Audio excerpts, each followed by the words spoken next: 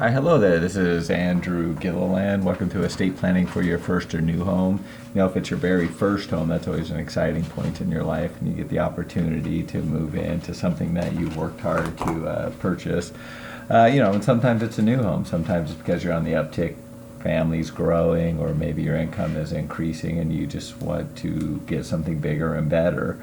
Whether it's for need or whether it's just because that's what you want. And then sometimes when your family grows up, you want to downsize a little bit, or as many people I know who do, they get tired of their kids moving back home, so oftentimes they'll move into an age-restricted community where their kids can't move back home with them. So that's kind of like the first or new home typical scenario. So in all cases, it's an exciting time, but as you know, it's a journey to get there.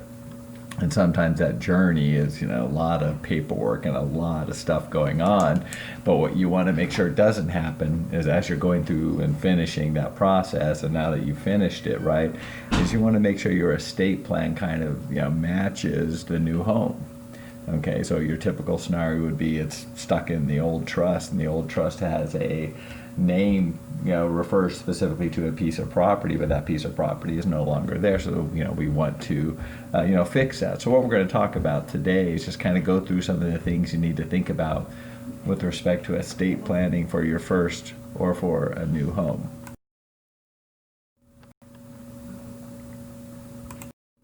All right, and as I sort of have already discussed a little bit, it is a new chapter in your life. It can be a long, time-consuming process involving a lot of time and money, a lot of signatures. And, it was really interesting. Years ago, I bought a home on the East Coast, and, I was at the closing.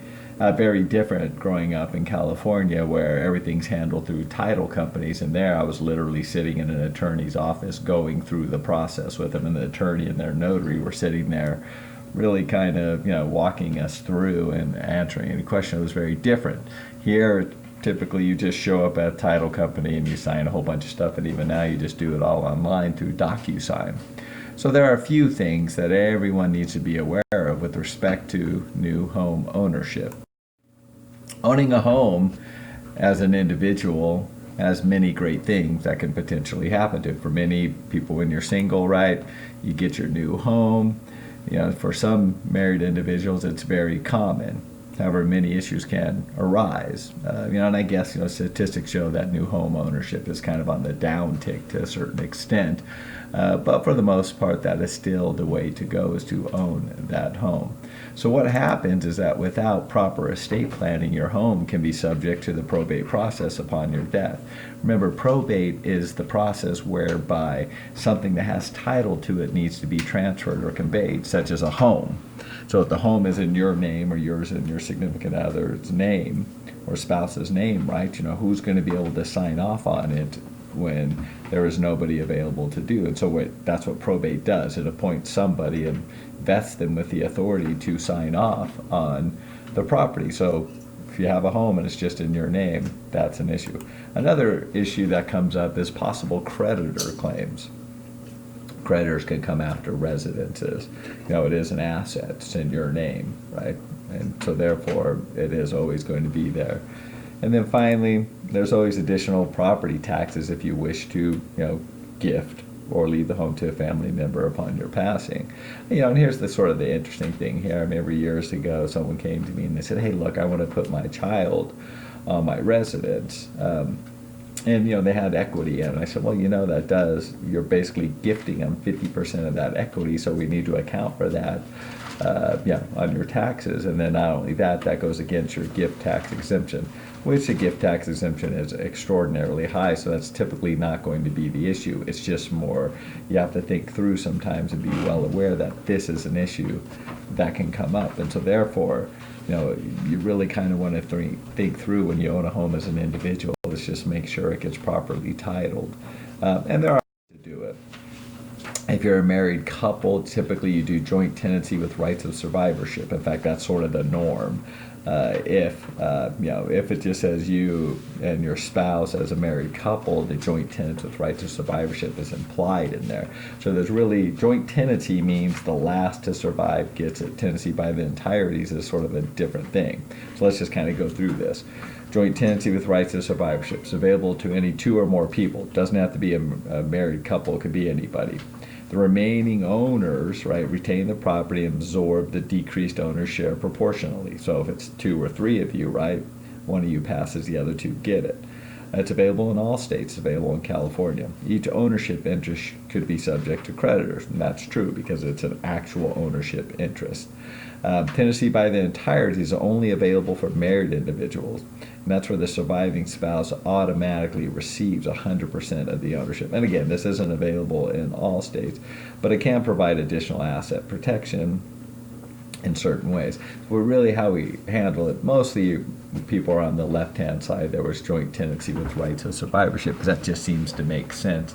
And it's what more the norm is.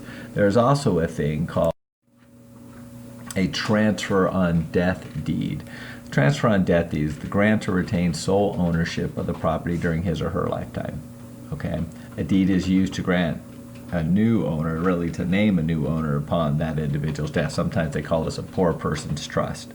The grantor still has the ability to sell, mortgage, or otherwise transfer the property, and upon the grantor's death, the property is automatically transferred to the new owner. It's still owned by grantor at the time of death. California, this came up in 2016 as an option. It is set to expire January 1st, 2021, so 4 or 5 months. It'd be interesting to see if they renew it. More than likely they probably will, but I'm not going to predict one way or the other. But again, this is not necessarily the way to go, but it is an avenue that's there for the individual to, for you to figure out, hey, what do I want to do with my property? The preferred way is to put a house into a trust. It can have many benefits. It protects against incapacity. If something happens and you're incapacitated, which, a transfer on death deed does not, it provides a successor or trustee who can then run it. It can transfer ownership outside of probate, because title now is in the name of the trust as opposed to you as an individual. And it can preserve the property for future generations, depending on the type of trust. California doesn't have a domestic asset protection trust. It's what most people like to pile a residence into. But, if there was a certain value there, you can potentially go outside the state, use an irrevocable trust, something to that effect. But don't worry. Okay, if you put a house into a trust, it will not trigger the mortgages due on sale clause, which is always a clause in there. It will not interfere with your sort of tax exclusion. You can still avail yourself of the home office deduction. So if you work from home, which many are doing right now, you can do that. You can also still avail yourself of other tax Schedule A deductions. And the reason that is because when you do a living trust, a revocable living trust, really, even though title is transferred, the effective ownership from the IRS's perspective is going to be the individual.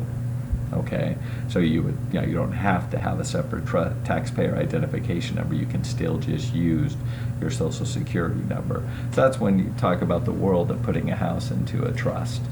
Okay, and here's sort of the key to it all. So why working with an attorney is essential. And they're called, don't just use any old form. Okay, and this kind of makes sense if you think about it.